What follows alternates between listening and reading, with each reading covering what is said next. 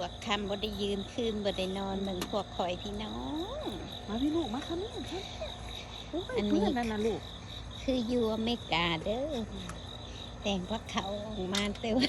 พวกข่อยบ่มีศาสตร์พวกข่อยก็ให้นั่งหญ้านั่งอยู่ไปนี่แหละเห็นเพื่อนกินก่อนเด้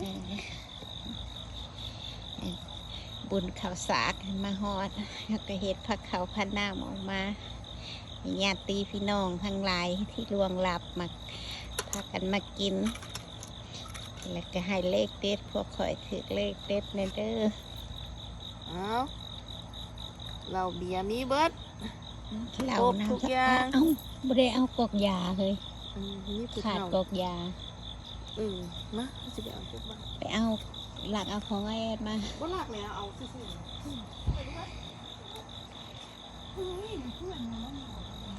ยังถาดกอกยาก่อนพี่น้องอย่าฝังหมอดเด้อเทียน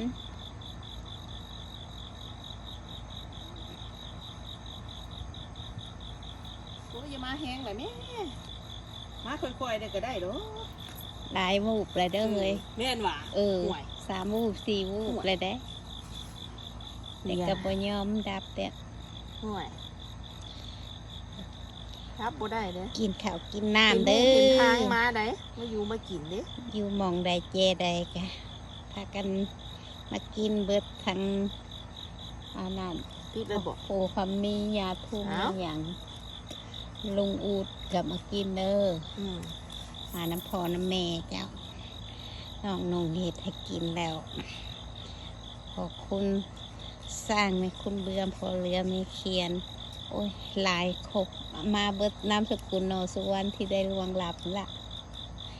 พากันกินข้าวน้ำซ้ำปลามีอาหารการกินมีฮอตหม่ำมีฮอตสมมีแต่อาหารทุกเจ้าหมักแล้วตัวสุปน้ำหมอกน้ำไม้สิสุปพักมีอย่างแน่ไล่ก็บ่ครบดอกบ่อึดบ่อยากเหลืออยู่เหลือกินเหลืออยู่เหลือกินข้าวน้ำซ้ำปลายำอันบุญข้าวสากก็ให้ลูกให้หลานอยู่ดีมีแหงปลอดโรคปลอดภัยเฮงเฮงปังปังร่ำรวยรางวัลที่1กันสิแห้งสิเห็ดให้กินพุละกองใหญ่ๆสมพรปากเอาไม่พากันมาอยู่มากินมากินแล้วก็ปกป้องคุ้มครองลูกหลานให้อยู่ดีมีแหงสุขสุขคนมีแต่ร่ำแต่รวยออกนอกบ้านให้ลุมแต่ขุมเงินขุมทองเงินไหลกองทองไหลมาเด้อดอกไม้กับจานนั่นคือหัวพญานาคเลยนะ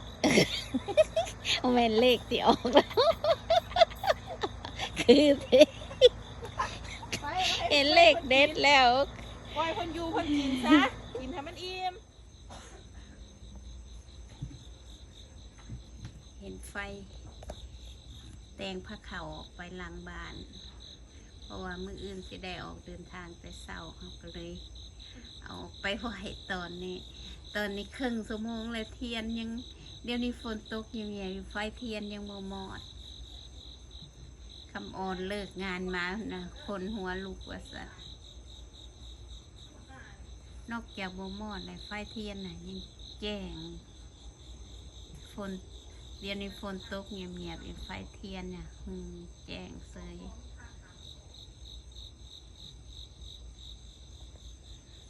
ตอนนี้ถ่ายอยู่ในตะนาง